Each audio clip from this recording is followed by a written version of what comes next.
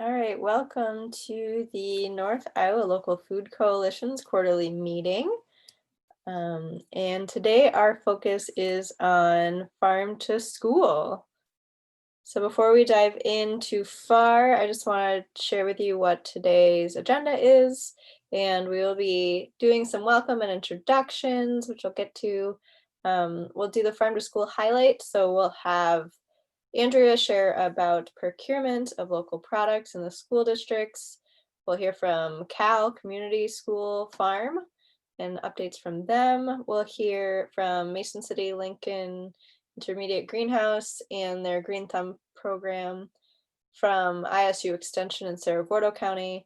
And then we will wrap up that discussion with some highlights of our current USDA implementation grant and just hearing some what's going on with that before moving into general updates from our priority project teams and updates from the room. So yes, with that, we do want to do some updates. So, oh, and I just want to cover over, why we're all here. Of course, the North Iowa Local Food Coalition.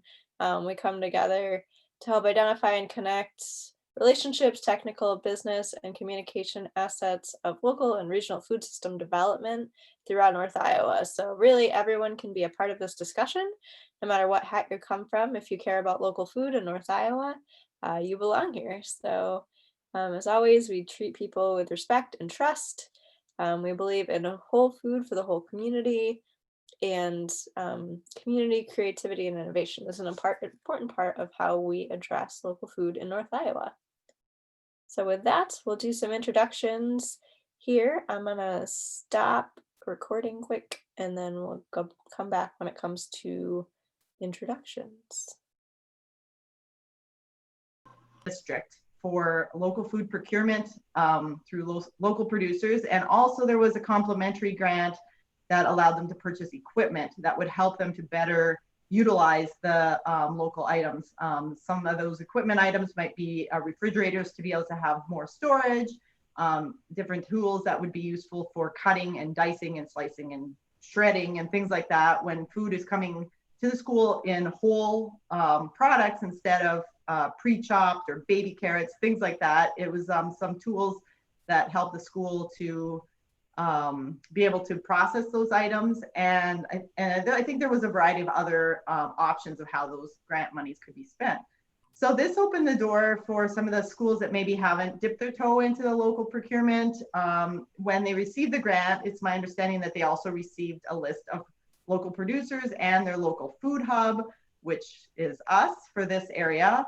And so that was very helpful for the schools to be able to connect to multiple producers all at one time, because as you probably mostly know, North Iowa Fresh works with a variety of producers. We're, well, I don't know, probably into the 15 to 20 range right now. And actually we've brought some new producers on even just this fall to help us to fulfill orders through the for local food.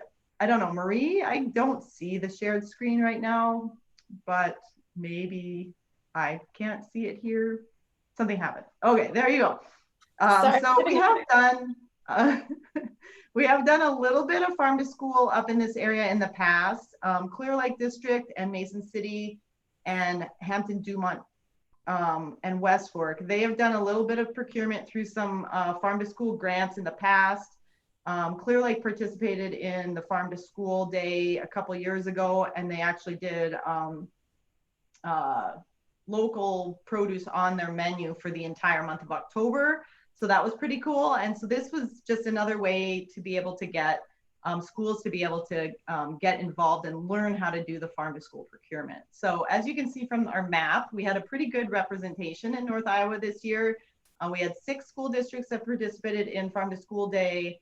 We also have been selling to a preschool over in the Bancroft area that has also received a small grant for procurement. And my understanding is that St. Ansgar's School and Charles City also received the grant, but they must be doing procurement more like directly from the farmer because we haven't been working with them. But it wasn't a requirement that the schools worked through the food hub. It's just, I guess, an ease of access thing with the food hub being able to have those connections with all those farmers already, have the food safety standards in place, and the delivery routes and all of that experience already, that it makes it easy to connect with a lot of different farms all in one spot. We also have the online ordering, which has been really nice too, for being able to connect multiple farmers to the schools in a pretty easy way. So we can go to the next slide. I've been very impressed with the diversity of products that the schools have been willing and interested in trying. Some of it is a little bit, it's what we have right now. This grant came about really fast. We had no planning time. Basically, one day they said, you need to have the grant in. I think we had about, I don't know, a week to get the grant in, submitted, and then within a couple of weeks, we were already starting to deliver to the school. So there wasn't an opportunity for our farms to do anything in preparation. It's pretty much whatever was already in the ground or on the trees or whatever was already available is what we had to offer to the school. So that has been a little bit of an interesting challenge. I think, I'm sure it is for the schools, but it's also been for us, because the quantities and the volume that the schools serve on a daily basis is a lot larger than what we're generally used to dealing with for our CSA model, or for even some of our wholesale customers. So that has been interesting, trying to find enough product, but also some of the things that we did have available, like the rainbow carrots, you can kind of see in the side of the Newman Catholic picture there. Some of the other products we've been selling is different varieties of potatoes, purple potatoes, red skin potatoes, yellow potatoes, all kinds of varieties like that. Peppers of different colors, yellow, red peppers, and things like that. So I've been really impressed with the school's willingness to try some of those things. I know that, the grant money obviously helps, to, I guess, incentivize the purchases, but I also think that it's been very fun for the schools and very fun for us to be able to offer some of those different things to the students.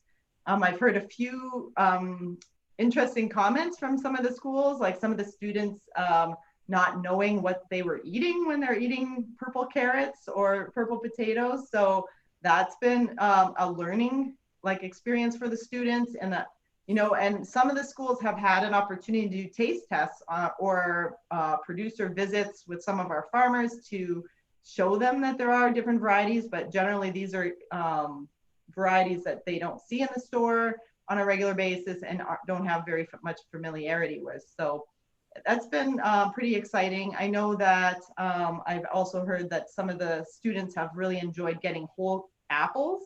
The apples that we have been a really nice, individual serving size apples. A lot of them from Verlis have been, in the 4 to 6 ounce range. So they've been really nice. The students can have an apple per student, which I think is different. I don't know, the food service directors would have to kind of chime in on that, but it sounds like a lot of times they would get apple slices. And in this case, you can see the picture, they did do apple slices with caramel sauce, but we've been able to provide a whole gamut of things, also like cherry tomatoes, slicing tomatoes, cauliflower, broccoli, and then some of the other things I've already mentioned. So I hope that we've been able to kind of open that connection up with the schools, and that they'll lead to some future planning and purchasing. I know with more time, we could do a little better job of zeroing in on what really works the best for schools and finding ways to have, or planning for having those items available at the right time frames in the future years. But I think overall the process has gone pretty smoothly, at least from my end, and I think that it's been a real fun experience. I guess one other thing I didn't mention is we've also brought in a yogurt distributor that we have kind of worked with a little in the past, but we don't generally distribute through them. That's the Country View Dairy out of Hawkeye, Iowa. And if you go to the next slide, I think I provided a couple of get to know your farmer posters. So we provided some kind of, I guess, educational materials to the school too, so that they're able to kind of explain a little bit more about where the food is coming from, who the farmers are that are producing it. And the yogurt one was a fun one because it kind of gets a step away from our usual vegetables and fruit. gets into some dairy producers, and the schools were eligible to purchase protein products like milk, or I guess milk maybe wasn't an option, but yogurt, cheese, sour cream, and meat products as well, with a portion of the grant money. So a portion of the grant was supposed to be spent just on fruits and vegetables, and then if they chose to, they could spend the other portion on the protein products. So I think that's a general summary. I don't know if you want to offer time for any questions or things I didn't mention, or you want to do that later. I don't, whichever you want. So if people have questions, I think it's fair. Did you mention the black beans? Like there's options for black beans. Yeah, and we're exploring other products. Yeah, we are looking at some other products. We do have a black bean producer in around the down by Cedar Rapids area.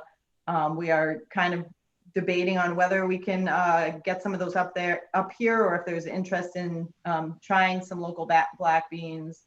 There's also another producer that does cheese curds over from Northeast Iowa. So those are a couple other ones we're kind of looking into. But like I said, the short time frame and the turnaround, the schools need to spend their money by December 1st. So we predominantly need to work with items that we have access to at this time. And those are all other things that we can kind of work on, or, for future, I guess, too. So. Yeah. Hey, Andrea, I'm just kind of curious. You mentioned that some of these foods they hadn't seen or asked questions about. Is there programs in North Iowa for like kids being in gardens, like actually putting seeds in and gardening? Do you guys do that? We don't do that. We mostly do the procurement and the, working with the farms directly, but I know there are programs. Healthy Harvest works with some programs with the farm to school grant that they have, where they are doing some like greenhouse growing and some school gardens and things like that. And there's a number of schools around the area that do have. In fact, that might be something we're going to talk about in one of the next slides, actually, I think. Great question, Sue. Yeah, good You can transition. pay me later, Mary. Yeah. Yeah. And I mean, we'll talk about too, but doing taste tests and things like that. I do want to maybe put her on the spot, if that's okay, Julie. I know you shared with us a cute story about the carrots and the students, just their reactions to it, maybe. If she's still there. Yes, I did. In fact, I happened to catch one of the girls throwing away the carrots. So I said, Keelan, why are you throwing your carrots away? She said, I didn't know what they were. So of course, then we get the poster up. Now, all the high schoolers call them space carrots. Oh, cute. Yes. And then we did the roasted potatoes, the colored roasted potatoes. And that was new to a lot of kids. We've got a little gentleman down in the elementary school. He's kind of a pistol. So he teases the ladies now, what are you trying to do? Kill me with this stuff? So it's been a lot of fun. Yeah, and that's not just isolated to children, because I have to write notes to my CSA customers to tell them that, don't worry, this potato is supposed to be purple in the middle. There's nothing wrong with it, because I do get calls on things periodically, because we've done purple potatoes and then we've done some reds that are red on the outside, and then they're kind of stripy pink in the inside. And I get, emails and calls saying, our potatoes are weird looking. Are they okay to eat? And I'm like, yes, they're supposed to be like that. So that is educational material that I send out, not just to students. Yeah. But I think it's fun to try different things, because you don't get these opportunities just, from the regular grocery store items. I mean, some grocery stores might carry some unique things, but you don't always get to see those things. And so we try to provide, even for our CSA customers, a nice diversity of different things, but a lot of common things that there's easy and familiar, but then some fun varieties that are maybe more unique. So, yeah. Yeah. So I have a quick side question. I made the roasted potatoes. I had some left over. Do you know if I try to make potato salad with that, will the purple and blue potatoes color the mayonnaise? Any ideas? Anybody tried? I don't know. I think you're okay with those once they're cooked. unless you're gonna boil them. I know I have used rainbow carrots in soup before, like chicken soup, and it turns a weird brown color that's not super appetizing. But when I researched the red reds, they said the red reds retain their color well, and I think the purple ones, if they're roasted already, you'll probably be okay because they're cooked. But anyone else have, I don't know, Mallory, have you ever experience with that? I think, yeah, as long as they're cooked, it's okay. But yeah, we did have, I was equally surprised by the purple potatoes this year too. I mean, you know, I've seen a purple potato on the outside and you cut into it, but I was like, whoa, that's very purple. I mean, it's like some purple hash browns, and my daughter, my 4-year-old, was kind of like, what? You know, but she liked it. I was kind of nervous. Yeah, those definitely stayed purple, but yeah, once I think they're cooked, I shouldn't spread the color around. Oh, I think, yeah, same. It's fun that they actually keep their color though. If any of you have ever played with purple beans, it's really disappointing when you cook them and then they turn green. So much cooler to have the colors stay once the kids know what they're eating, for sure. Andrea, the other thing I was gonna mention, did you mention the amount of dollars that we've already spent? I don't know if you have that number off the top of your head, but I know that we just did a quick calculation the other day and it was already over like 10,000. Yeah, I don't have the actual number off the top of my head, but I know last week alone was over 5,000 in farm to school sales. So yeah, it's probably close to that now. So sure. Yeah. So lots of great dollars for our schools, but also getting those dollars to our farmers, which is super exciting. Awesome. Well, Question, I don't know if this will be covered as we continue, but, and it might be too early to know, but is next year, is it going to be a little better planned? Or are we going to have more advanced notice for the grants and things like that? Or do we not know yet? great question. We've definitely been talking to the schools about that, as far as just even trying to get on the planning in the off season to be communicating about what the schools would be interested in and what the farmers can then plan for. I mean, as far as the grants go, these grants, as Andrew said, were CARES funding. So it was a unique opportunity that we've never seen before, right? So we don't even know if that the funds will be allocated in the same way next year.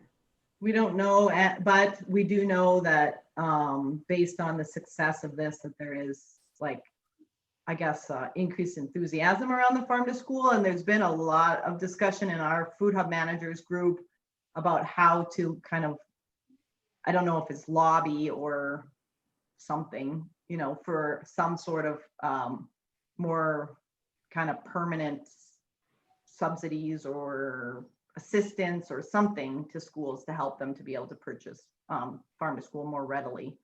So I don't know, hopefully if that, I mean, this funding is probably a unique opportunity, but hopefully because this was, you know, proving successful and the, you know, the interest across the state like was incredible. They ran out of money. They ran out of money so fast that they barely could turn around. And then, you know, they offered some funds to farmers and to food hubs as well to get equipment that can better help them serve schools. So North Iowa Fresh applied for a grant. Two of our farmers also applied, for sure, two of them. One applied for a barrel washer to help clean the carrots and potatoes more quickly instead of hand washing and spraying. And one applied for a apple sorter to be able to grade the apples into more accurate size ranges. So I know there's been a huge demand. They had to go back and ask for more funding, which they did get to fulfill some of the grant applications. And so hopefully it'll kind of spur things along and just demonstrate the interest in this all and keep things, you know, kind of progressing into a direction that's more permanent for funding. Mm-hmm.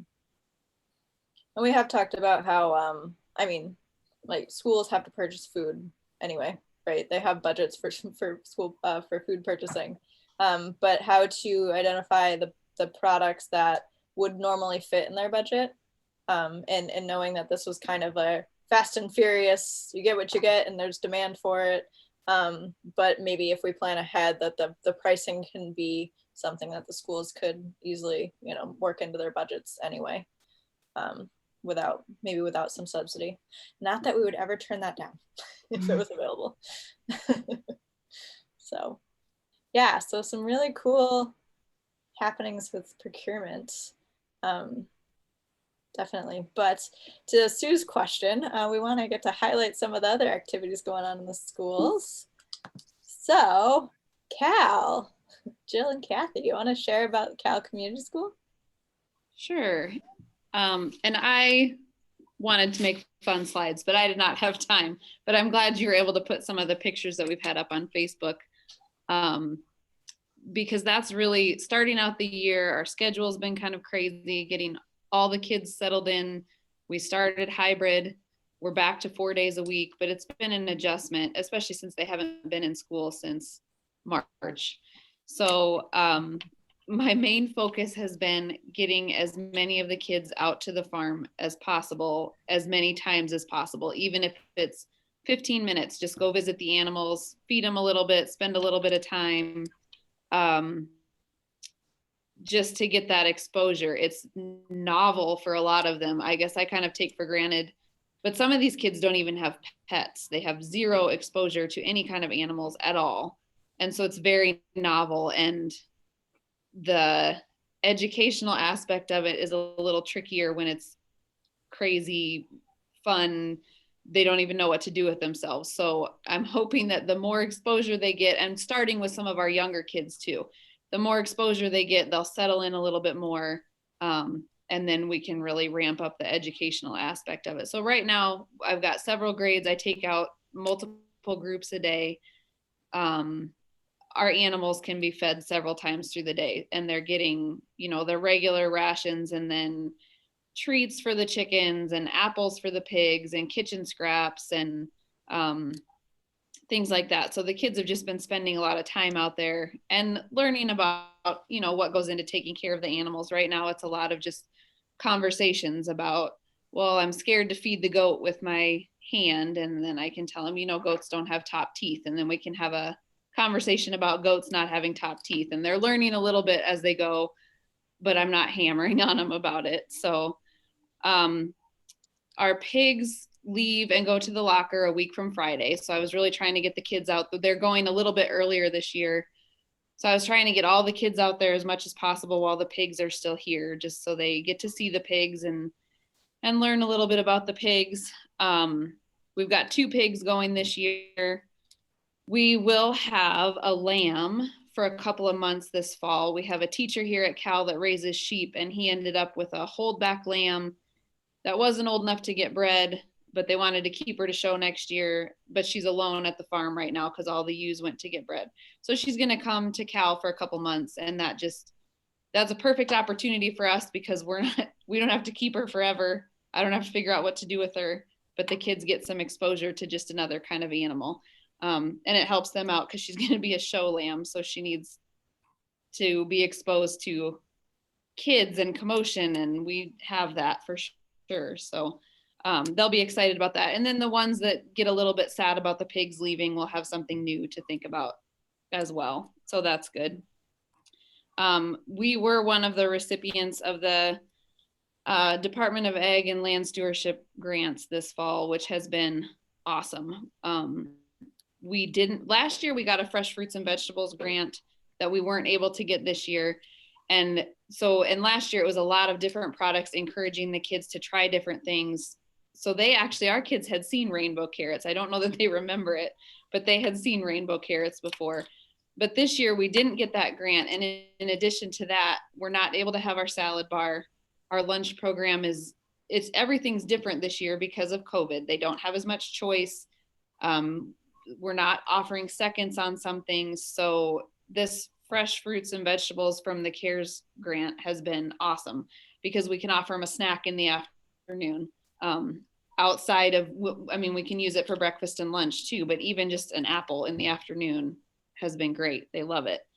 So that's been really nice. And in our case, we're able to use half of the food portion of the grant for our protein, which is the cost. It's going to help reimburse the cost of having our pigs processed, which is awesome because that's we love having them, but it's pretty expensive to get them processed. So that's been really awesome.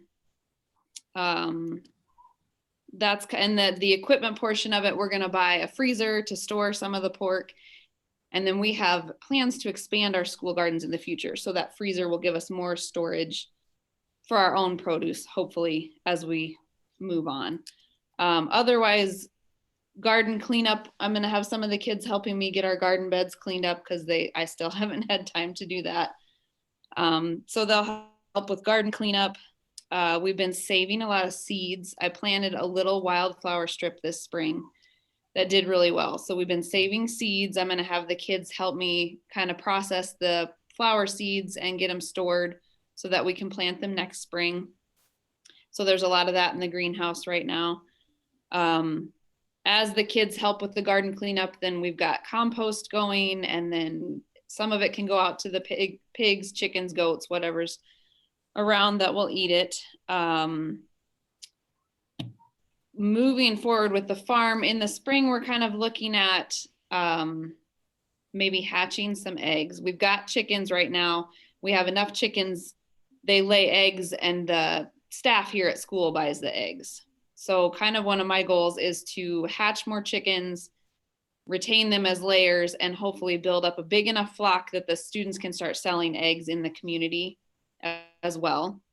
So that's kind of long-term plans, but and maybe do some broiler chickens too, just because the kids love having baby animals, and broilers are a fast turnaround and pretty easy. The tricky part right now is getting locker dates, but so that's something we're kind of looking at too.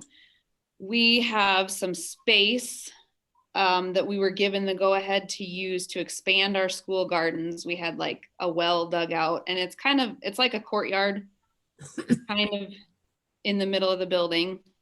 And so we've got all kinds of fun plans for that, like an outdoor learning space and expanding our garden plots so that each grade will have its own garden plot and they can help choose what's going to be there. They'll help plant it. We're going to get a garden club going this summer. We kind of waited on that last summer just because with COVID, we just weren't sure how it was going to work. So we're going to do pollinator gardens. We're going to do bird feeders in that space. There's a hallway that the kids walk down to get kind of from one end of school to the other, to the gym and the music room. And they redid that hallway this summer and left big windows. So we're going to have bird feeders right outside the windows. The kids will be able to see the gardens. Going to try to have them participate as much as possible in planning and choosing what's out there. And then in the spring, they're gonna have to help me plant, whether they want to or not. I'm gonna need it. So we're also gonna look at putting in some food plots specifically for the livestock that we raise. Because the kids have enjoyed picking what's left in the garden and feeding it to the animals. And we can have discussions about that they're omnivores or herbivores or what they eat and what they won't eat. They've been very surprised about what the chickens and pigs will eat. I told them chickens and pigs eat anything and everything. So, and the goats will if you give them a chance too. But some animal food plots I'd love to do a pumpkin patch in the future, and some decorative corn, a lot of stuff that I do at home. I think it would be really cool to bring to school and do at school. And then the main goal being that the kids will eventually participate in marketing and selling some of their produce. The nature of a garden is when we're not in school is when a lot of the stuff is available. So we need to have an outlet for that. So I would like for the kids to be able to eventually start selling some produce. And then like if we did a pumpkin patch, they could sell pumpkins in the fall, and it's all ways for us to bring some money back into our program too, relatively cheaply. So what else? We got the tower garden going. In the past, we've used our tower garden for our salad bar, which we can't do this year, but we got it going anyway. And it's going to be a kind of a, like you pick for the staff here at school. If they're having a salad for lunch and they want a little, I did arugula and some lettuces and kale and We also had several teachers apply for and get grants for classroom pets this year. So we have a bunch of guinea pigs at school now. And I said the guinea pigs will enjoy trimmings from the Tower Garden too. So kind of a fun way for the kids. I mean, it's a different way of growing things, still showing them different ways to use things. And they're enjoying their classroom pets for sure. So as we kind of expand our garden, some things that I'm interested in looking into as well. Just donating extra produce. I just finished the Master Gardener program at Iowa State, and the Grow an Extra Row program and the gleaning programs really kind of piqued my interest. I think that's something that would be awesome to introduce our students to. We have a lot of space here that we can put into garden plots, and if it's not stuff that we can utilize in our lunch program very easily, then it would still be really cool to be able to grow it and donate as much of it as possible. I think that's a great lesson for our kids too. So that's kind of on my radar for the future as well. We will do a plant sale in the spring. Who knows how that'll look. But it went we did a small scale one this year and it went really well. I'm excited to hopefully have the kids be able to participate. We have lots of seeds to start. We started a bunch of seeds in the school shop last spring even, and cleaning out the school, going through equipment this summer, I found some starting trays and grow lights and some heaters. So we're just gonna mess with all of it and see what we can do. Kathy brought some awesome geraniums in, so we're gonna see about propagating some geraniums and just as much of that as we can possibly do and get going. So hoping to have the students assist with all of that. I would like to have them involved in choosing. We will order plant starts too, but a lot of our vegetables will start here at school. Order some plant starts for flowers so the kids hopefully can help pick and choose what we're looking into for that. And then kind of the final thing is just really looking for ways to start to incorporate more ag learning into the classroom. And I help a lot in science. So right now that's an easy place for me to look at the lesson plans and bounce back and forth and see, well, oh, I can sneak this little bit of ag in there and we can add this in and it makes it an ag lesson as well. So just working with the teachers and finding more ways that we can,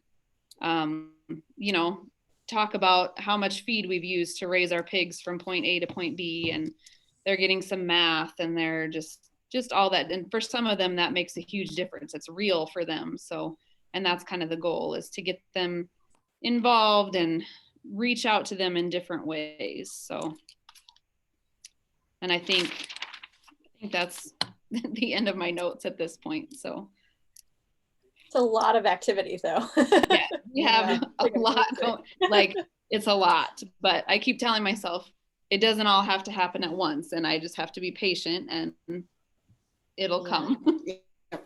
That's great work. Amazing. I'm glad I asked. Yes. I mean, the dream of having a farm to school coordinator, Jill, you're living out the dream that I'm sure Kathy and the school board have had for quite a few years. Not that Steve wasn't amazing in getting the program started, but it's so nice. I feel so lucky. Like I just stepped in and got all this. They're like, here, take this and go. And it's very exciting. So. Yes. Great success story. Yeah. So many notes. And any specific questions for Jill? Or I know you covered so many awesome pieces. I know, it's a lot. I know there's some connections that could be made as far as our call in June, I think it was, about food donation and kind of what Saragordo Extension will be sharing about, like what that can connect into, and of course in the classroom. But yeah, exciting. Well, cool. Well, we can bounce. Mason City. So I think, did we lose Sarah in her car? But Maya? Yes, I'm on here. Sarah had to leave, but I can talk about the Lincoln Greenhouse and Green Thumb Club. So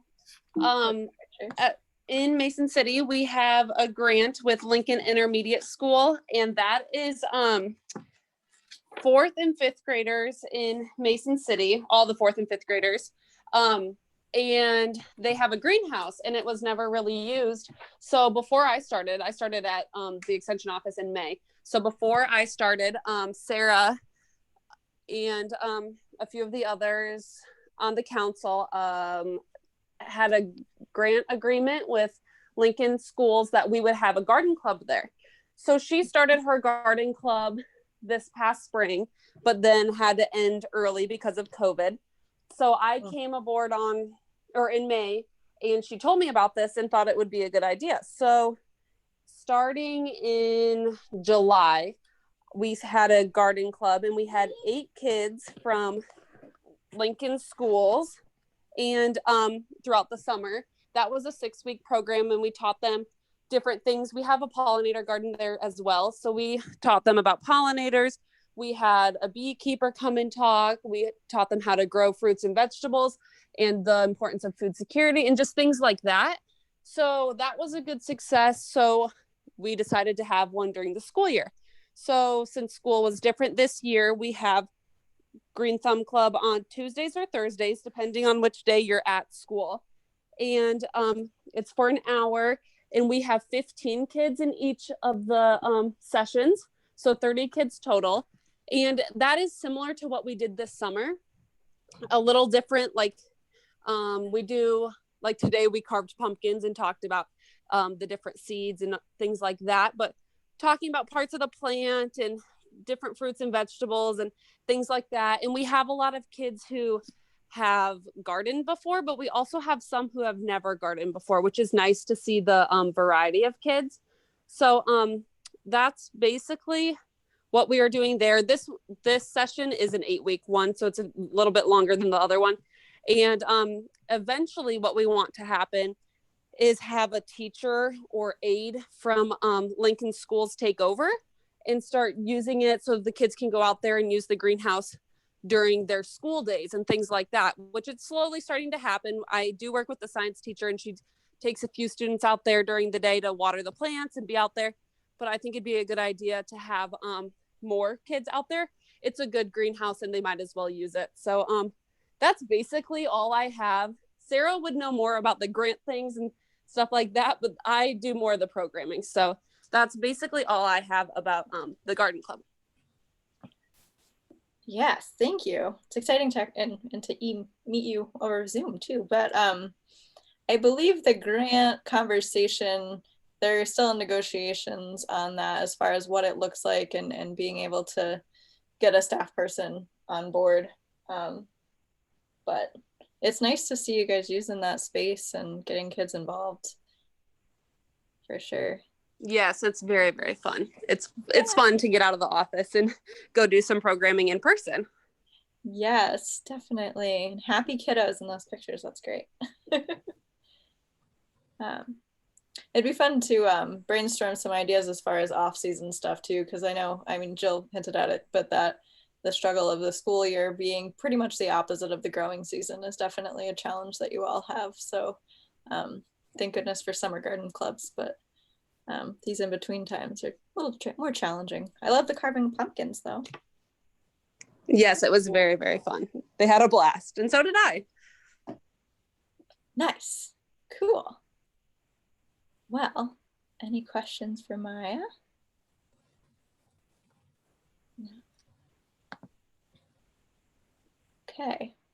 Well, the other piece of farm to school that we wanted to do an update on is that we do have a USDA implementation grant. So we often joke that there's several grants right now for farm to school, and it gets confusing about where the money's coming from and exactly which grant we're talking about at which time. But this one we were awarded starting in July, and it's for the Cal District was our lead, Hampton, Dumont, West Fork, and Mason City, Lincoln. Basically continuing the work that we've been talking about. Procurement was a part of that, strengthening school gardens. It gives some funding towards the schools for some of those equipment pieces, like some of the choppers in the cafeterias were written in. A cooler for West Fork was written in before we knew about the funding that would be available, of course. And then the other part that really we're focusing on is the taste tests. So kind of when we were hinting about going along with the rainbow carrots or the red potatoes and not knowing what those look like for the kids, but also even just some of the nutrition service directors, like figuring out how to use them and how the kids might actually want to eat them.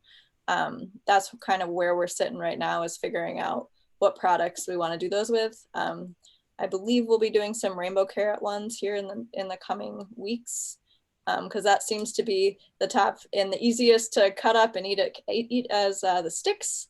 And it's not temperature sensitive, so it works even better for all of the strange hurdles that you have to walk through with being in the schools right now, of course.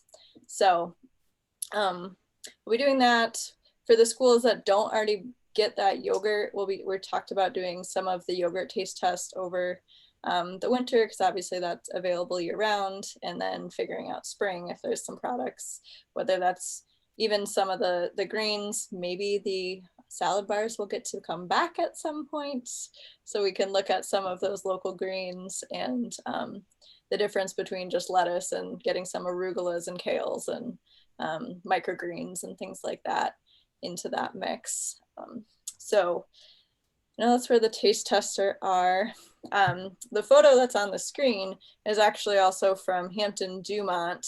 This is the middle school. So they put in, Michelle is on another call, so didn't know I'd have to give this update, but her daughter was the AmeriCorps Vista this summer, and a co-Vista there in the picture. They put in these raised beds both at the middle school and also Southside Elementary School here in Hampton.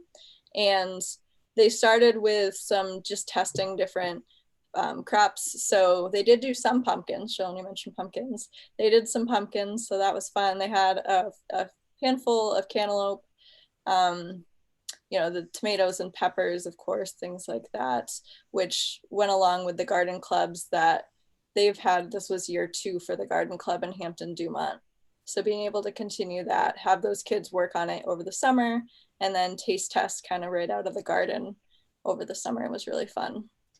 And the long-term plan is figure out how those gardens can then produce for the actual cafeteria. And again, like I said, with the salad bars not there, it makes it a little more challenging because the amounts that come off those gardens are kind of the perfect amount to chop up and use as toppings and things like that. But we're excited to have that support, and it allows for some other support as far as, a lot of the work that Andrea and I have done working with the food service directors on these IDOLS grants. The money is great, but it takes a lot of time, as Andrea can attest to, a lot of time tracking down those producers and what's available, and connecting with those directors and figuring out what that all looks like. So we're very excited about it, but it's 1 year, so we wish it was longer, that's for sure. Some of this work is slow moving, but so that is our farm to school update. Are there other questions or ideas or comments that y'all wanted to share as far as farm to school?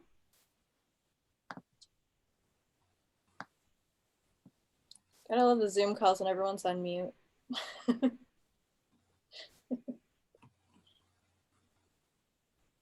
I see a lot of wonderful smiling faces, so that's a good sign, but we can shift over to talking about other fun updates that are going on with some of the projects throughout North Iowa as well. But definitely want to give a shout out to all you who are working on Farm to School.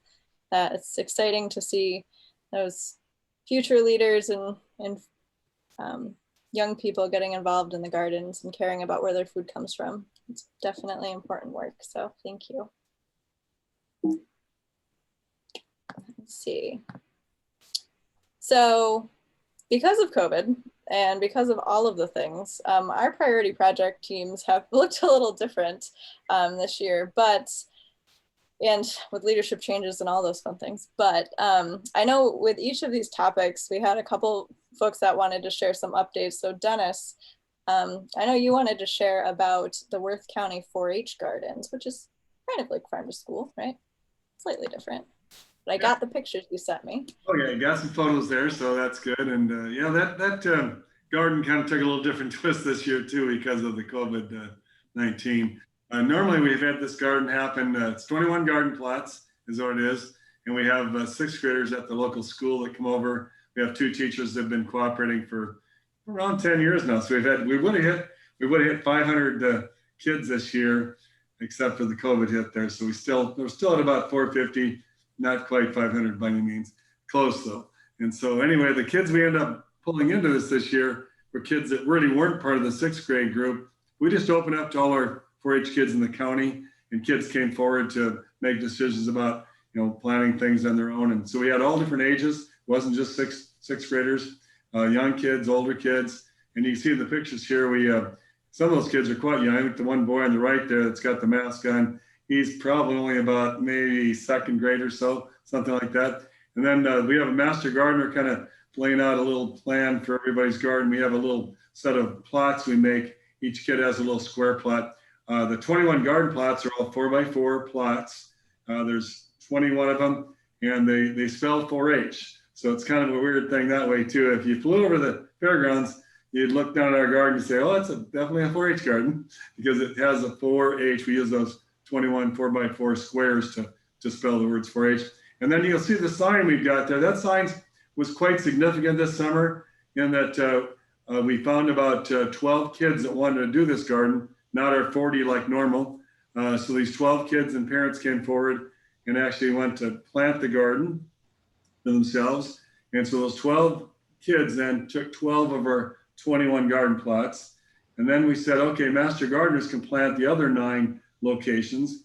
And so that's what we did. So that sign's indicating that if you're coming by our garden, this garden is at our fairgrounds where a lot of people do a lot of walking and there's a lot of traffic there. And so as people walk by, they get to look at the sign, and the sign indicated that if you were a student that have a garden, you put your name on it, that's going to be your garden and nobody should harvest it.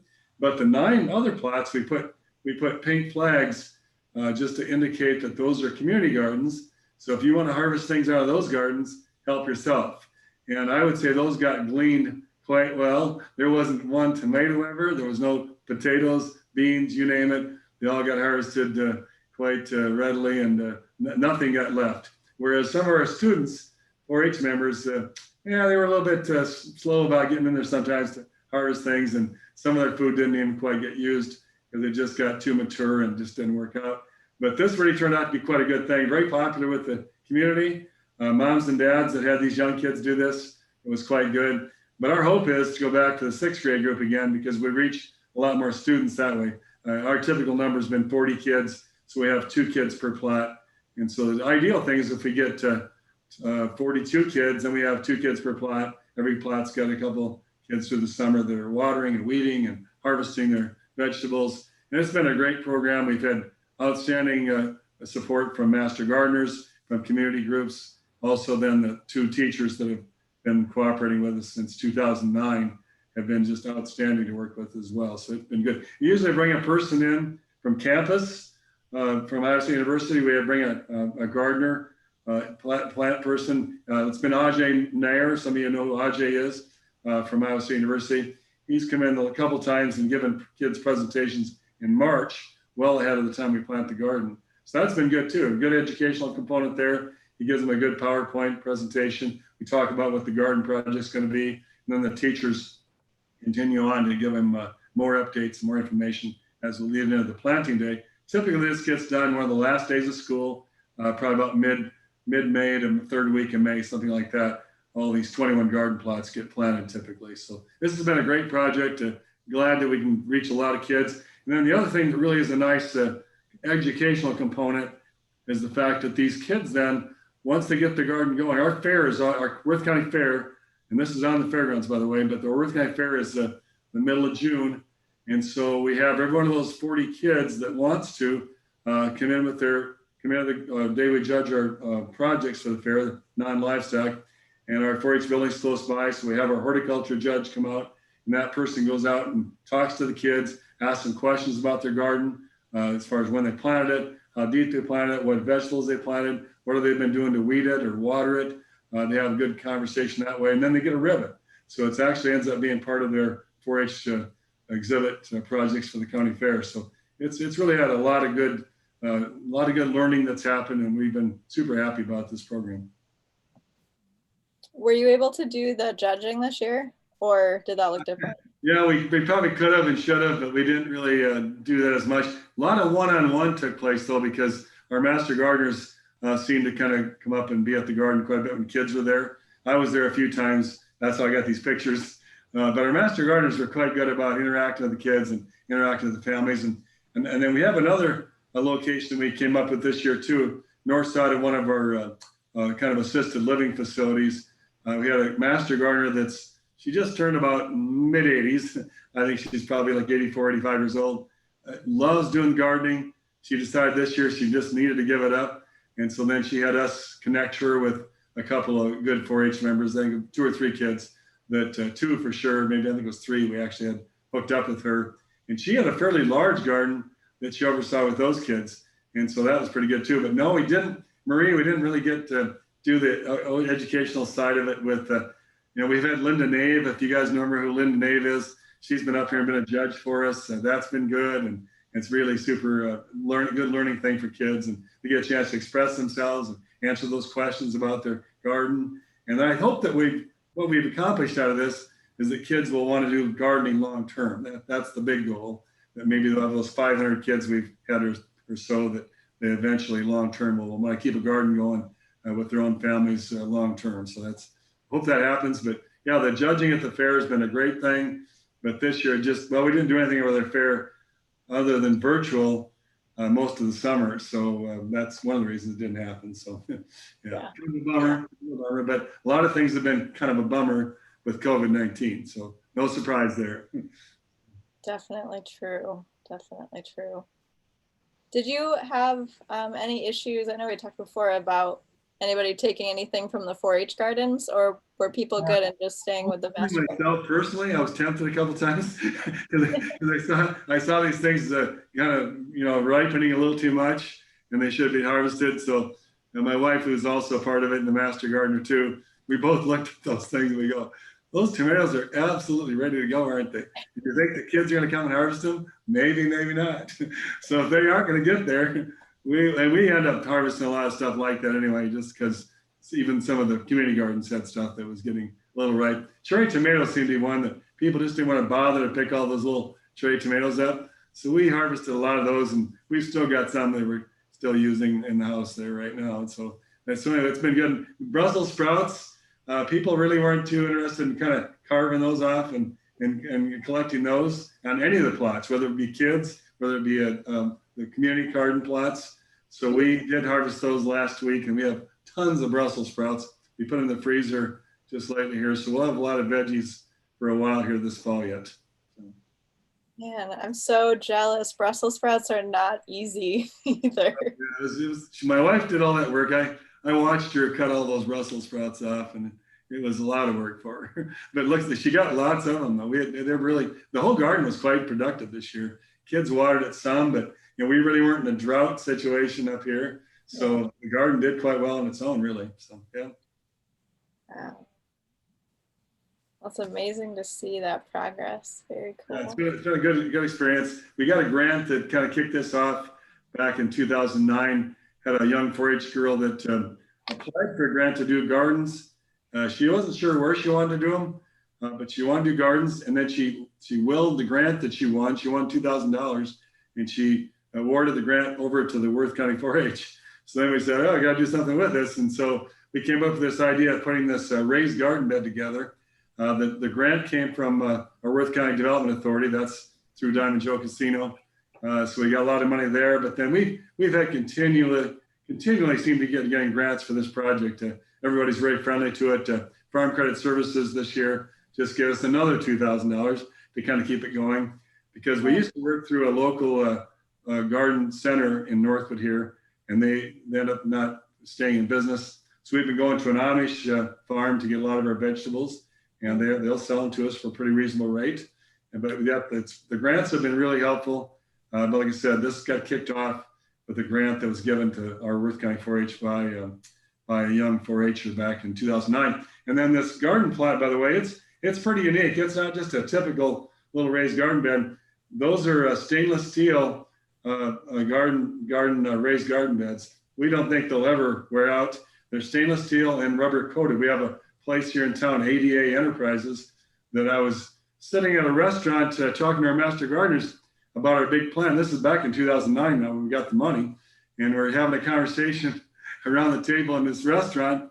And this guy, after we got in talking, I must have been talking kind of loud, like I am now probably. But anyway, so I'm in the back of the room with these master gardeners around the table. We're all having this big discussion about trying to get this 4-H garden going. And this guy gets out of the booth, out of one of the booths sitting near us at this restaurant downtown. He comes over to me and he says, hey, he says, that raised garden bed you're talking about, we can help you with that. And I said, oh yeah. And he says, yeah. He said, we'll make that garden bed for you. And he said, it'll be stainless steel and it'll be rubber coating. And you probably want it green to match your 4-H, don't you? I said, yeah, sounds good to me. And he says, but I'll tell you what, it'll be about $3,000 to do this one set of garden bed. I said, well, we only got $2,000. We'll find the money somewhere. Let's do it. And so that's what they did. And for about $3,000, they put in that raised garden bed. But it's absolutely indestructible. It hasn't worn one bit. It looks, we put it in 10 years ago, and it looks like the day we put it in. Matter of fact, when we were putting the dirt in it, we had a big payloader putting all the good soil in there. And we kind of bumped it with the payloader once in one corner of it. And it didn't break it, but it bent a little bit, but it's quite sturdy. It's very durable, very long lasting, really unique kind of garden bed. It's pretty good. So we're pretty happy about everything that we do with it. So. Wow. That's a really unique, material. I think back to West Fork when they got theirs from Suckup, and it was best of intentions, but it does matter what materials you use to build your gardens. This is a group that makes what they call tenderfoot pads for swine facilities. And then they started to get into this raised garden bed thing. They make tons of picnic tables. They make tons of benches. And these benches and picnic tables, we have lots of them at our fairgrounds because they usually let us kind of go in and buy them for a lot lower cost. They're not cheap. They're pretty expensive because it's stainless steel with the rubber coating. And they're just ultra durable. Nobody steals them because they're, 3-4 people probably couldn't put one in a pickup. They're just ultra heavy. And so that's where our garden bed is. And that's the way the picnic tables, benches are, and our fairgrounds are. Very, very sturdy, very durable. So yeah, you bet. Very neat. Well, thank you for sharing. Oh, I think I have a picture. There's some of our kids that's that picture. They're gonna say, well, those guys didn't social distance and they don't have masks on. Well, that's because that picture was taken in the spring of 2019. Okay. And that's the typical picture we get. Usually the local newspaper comes down and they get on a ladder and they kind of shoot down on us and try to get that picture every spring. And then they put a big article in the newspaper for us. And we get a lot of publicity on this, and it's been very well received in the community, no doubt about it. The county, it's a popular thing with our county and 4-H program for sure. Awesome.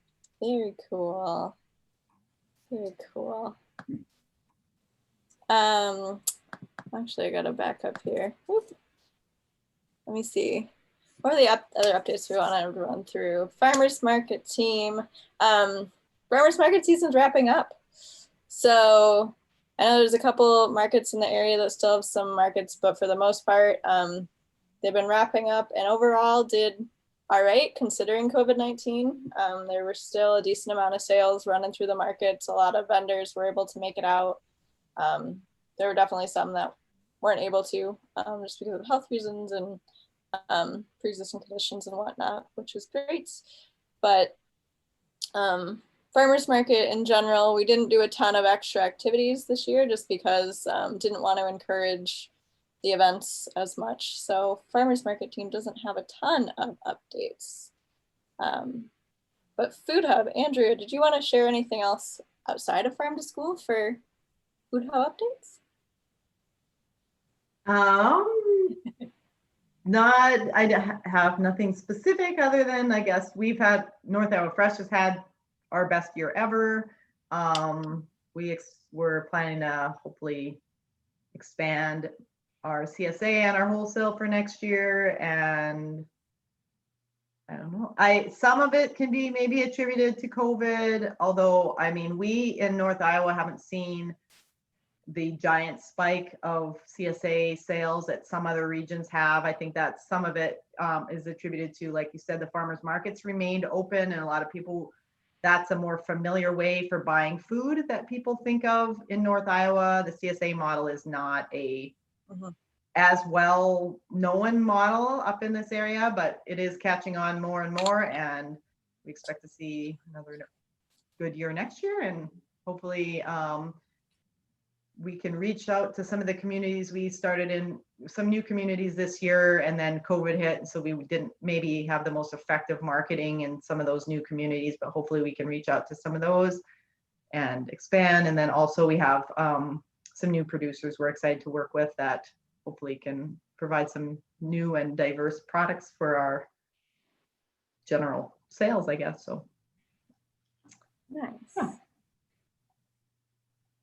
Always good to hear when you hear the best year yet. That's good. Good growth.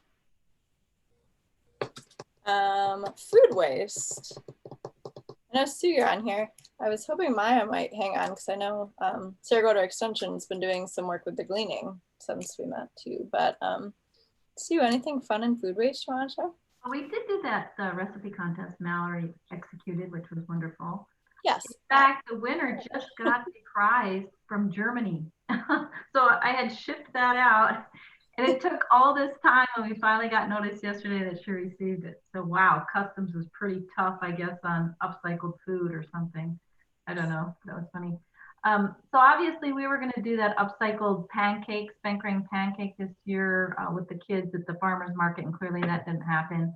But still looking to do that next year. So, you know, get this COVID behind us and we can get back to somewhat normal and do some fun work on food waste and with the kids and upcycling. Upcycling has gotten really popular. Whole Foods and Kroger's have both committed to putting central locations of upcycled food products in their stores next year. Came out through a big press release Monday for Whole Foods. So it'd be fun to, you know, now that the national awareness is getting there, to start with kids and food waste. So if anybody has any grant opportunities, I'm happy to go in. I'm happy to give product or whatever we need. So Yeah, that would be a really fun. I mean, they can't wait to actually get to do the activity with the kids. But for anybody who isn't aware of what we're talking about, we were going to do a pancake recipe demo, basically.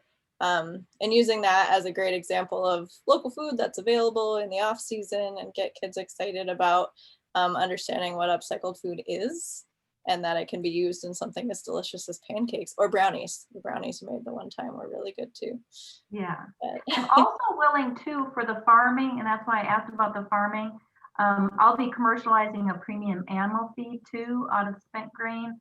And I'm happy to give free feed to the kids in this, you know, when they want to feed the animals, whenever that comes back, you know, next spring. I'll have the spent grain as premium feed, and I will have calcium as feed too. So maybe even by spring, so I could give that to them to feed the animals. I'm more than happy to do that. that'd be neat. Jill. I think Cal is the only school district we have that like really jumped into the animals because they're a whole other undertaking, right? But Yes, there's a lot to it, but that sounds wonderful. Yes. very I cool. think Central Gardens in Clear Lake, the word is that they're getting some chickens there at the farm, so they might be interested in some calcium too. Yeah, that's a good point. Yeah, they were securing those grants. Hopefully should be getting them for the spring, right? Yeah. Yeah. Made a big note for that. So neat, like to see that full cycle, right? Like this is recycled food that's going into animals, which is food, and Right. you know, being able to see that full process. Moving Mother Nature's food forward. Yes. Go on. Love it. Love it.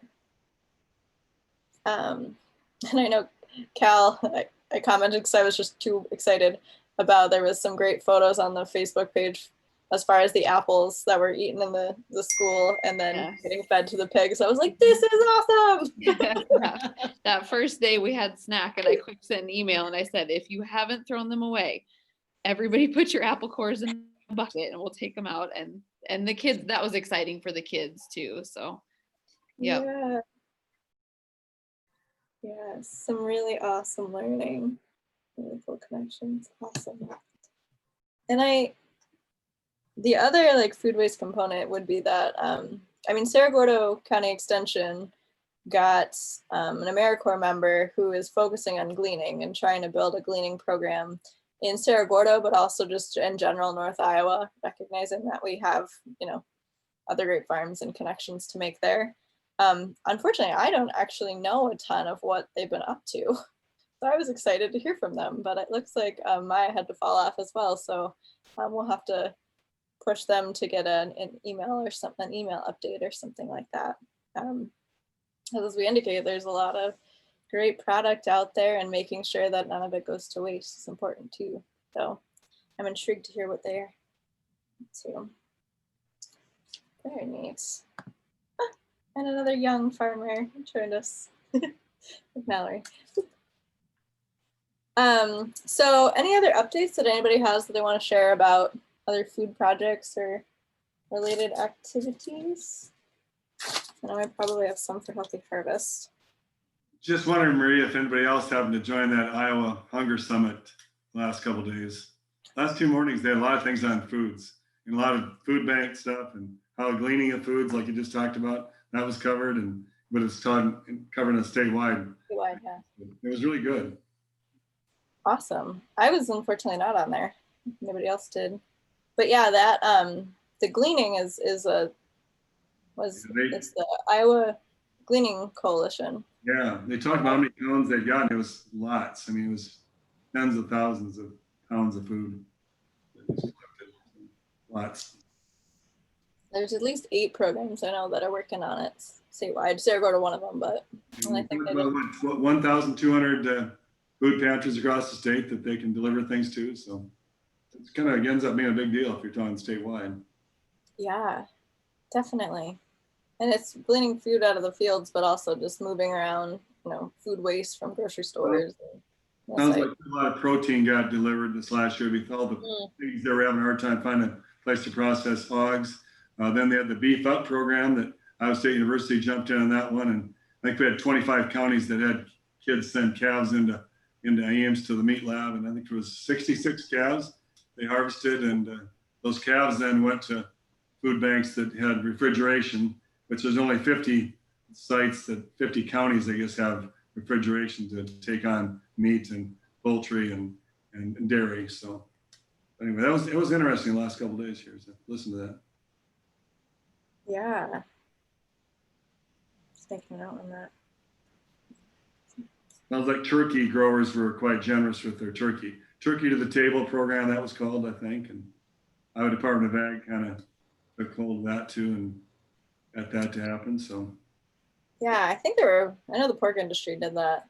yeah, the pork one was a big deal because there was people, they couldn't get them anyplace else. So again, Iowa State University took on about 400 and some pigs or something like that they harvested there too. So yeah, and all those got taken to food banks as well. And those were pigs that were, I think, donated by producers who said, well, what else am I going to do with them? They couldn't get a packing plant to take them. Lockers were all overflowing with business, 18 months out. Some of them were that far out, at least a year out, saying they wouldn't take any pigs for a long, long time. So the whole program was quite successful, really, as far as making the best of a bad situation. Yeah, that's awesome. Hopefully the demand kind of evens out a little bit and we don't see that weird bump again. Yeah. But the panic was real. So, and the processors that had to shut, that's for sure. Yeah.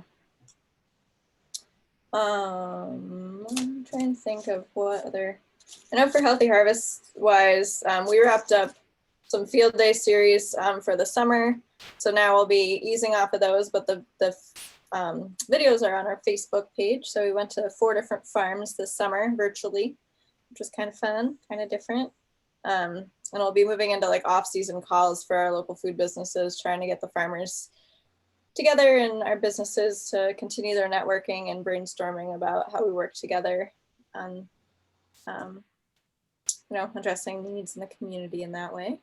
Farm to School we talked about. We launched a curbside market online order program for farmers markets, which definitely a year of learning and definitely a learning curve as far as getting that up and rolling. But it's good to have, and we're excited to kind of brainstorm in the off season and bring it back next year. There's definitely, because of the demand, a lot of producers, we had trouble convincing some of the vendors that they wanted to be listing in the system. So that was probably our major barrier. But we had like 200 customers sign up being interested in the system. And that was in Mason City and Clear Lake. So the hope is to look at what that looks like, try to continue to grow that, and then see if we can get other farmers markets involved in that too. So that was curbside. And then we also have a local food marketing campaign in the works. We have a couple partners, a graphic designer and a marketing expert and a photographer that we're working with as far as bringing together a campaign in a slightly different way than we have done in the past. I mean, trying to talk further than just the food and what's available and promoting that, but really trying to get at the heart of why people buy local and why, even when we started this call talking about local food experiences, like kind of pulling at the heartstrings in that way, since we all come to food for a reason, right? Bringing that forward. So keep an eye out for updates on that. We'll be hoping to launch it in the spring for that first announcement there. So keep an eye out on that. And then Mallory, anything fun that you want to share about recipes? We took this time, our little virtual downtime during COVID, to really get a bunch of recipes posted on our website. Probably close to 100 now. And what's unique about our recipe database is that the ingredients that you can find locally, they're actually interactive. So you can click on the ingredient and it shows you the producers that we have listed that at least say that they grow that. It doesn't necessarily mean they'll have it in stock or that, that they'll have it on hand, but it's the idea of thinking like, oh, I really want to make that recipe, and being able to find out pretty close to you where you can actually find that ingredient. And right on each recipe too, there's a link to find your farmer's market. So you can really quickly source locally based on these recipes. So we've really been using this time at home to do that. And yeah, trying to transition to what next year is going to look like, but I just have to kind of stop myself from planning, honestly, because we just don't know. So right now it's still really virtual, and I have been doing, I've only done 2, but actually live cook-alongs. So those are, the last one I did was on Facebook Live. It seemed to be pretty successful, where I just did a pumpkin puree kind of in live time, where someone could cook along if they wanted to. So we might be doing some more of those through the winter, considering doing a little Thanksgiving one pretty soon, but that's kind of as far as I've gotten for planning for the off season. So. Yeah, and I really like the recipes. We've used a number of them, connected them to our CSA members, because sometimes it's hard to find recipes that have predominantly things that you can really truly get here during the right season, because a lot of recipes they aren't thinking of it in that way, and they're kind of using whatever ingredients they feel like they want for the recipe, and a lot of those things are not things you can get here. So I really appreciate having a source for recipes that are really at least the majority of the ingredients are things that are actually in season during the right time, that they're all in the season in the time that the recipe is going to be made, rather than having things all across the board from spring to fall kind of things that really aren't seasonal. Right. So. Yeah. Thank you. Yeah. And as this database has grown, I've thrown in some more filters in there too, with, like you said, like which season to click on, and you can, you know, if you find yourself with a freezer full of a specific thing, you can pull up ideally 20 recipes to choose from. And another thing we think of when we're creating these recipes too is, you know, I don't want people to just go to the market and buy one butternut squash. If I have a recipe for squash, usually it'll have, you know, something else that they can pick up at the market too. Ideally, it'll have at least more than one ingredient. And, you know, to try new things and learn about new ingredients too. And there are still lots of things, lots of ingredients that we have to cover there. I mean, admittedly, I don't know how to use okra. You know, there's like, so we're always kind of partnering with some local chefs and things like that to see what they're doing with it and learn from other people. And, you know, we were hoping to learn from other cultures as well, about what they do with their local food. So trying to kind of diversify it a little bit.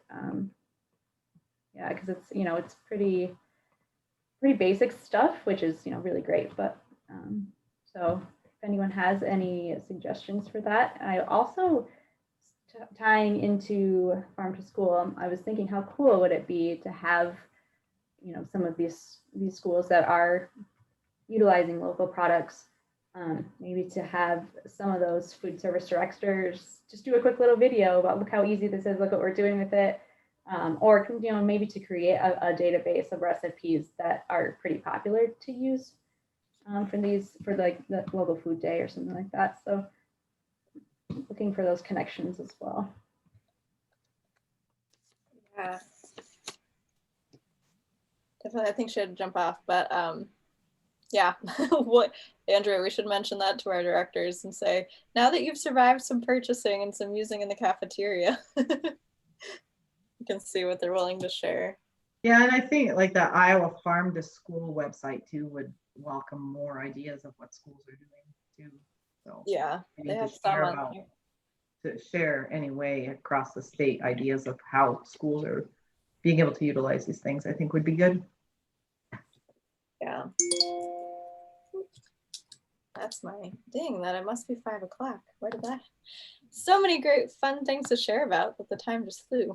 Hopefully for all of you as well. So since it is 5, I understand if you have to jump off, but if you want to hang on and brainstorm, and you're welcome to as well. So Maria, I should probably mention that next week our Region 4, that's the Mason City Extension area, pretty much about 5 counties up this way. We're going to spend about 2 days doing some training specifically focused on food insecurity. So if you need to partner with somebody on that topic, looks like our Worth County Extension Office, along with about 4 other counties, are going to be spending quite a bit of time on that. Hoping to have some Rising Star interns next spring, or at least late winter, early spring. Maybe start having ideas about having some staff come in extra, probably 3 or 4 Iowa State University students. It'll help us get that done too. So food insecurity has become kind of a high priority as far as extension is concerned. And we're going to have every county do something with that. And two times we're going to get together next week to do training on that. So I think that's where Michelle is. I think she's at the training to then bring it to extension today, actually. So Michelle Sackville, you bet. Yeah, full circle there. More about that too. Sarah's going to be part of it. And so all the directors and staff are going to be involved. I'm going to pop off, guys. It was great seeing everyone. Thanks, Sue. Yeah, thanks, guys. Thanks, Maureen. Bye-bye. We're gonna bow out too, but yes, it was great to talk to everybody. So thank you. Perfect. Thanks for your updates. And I'll do a plug for the December meeting if you want to join us and talk about the supply chain, but also any other updates you guys got, would take them then too. So thanks. Bye.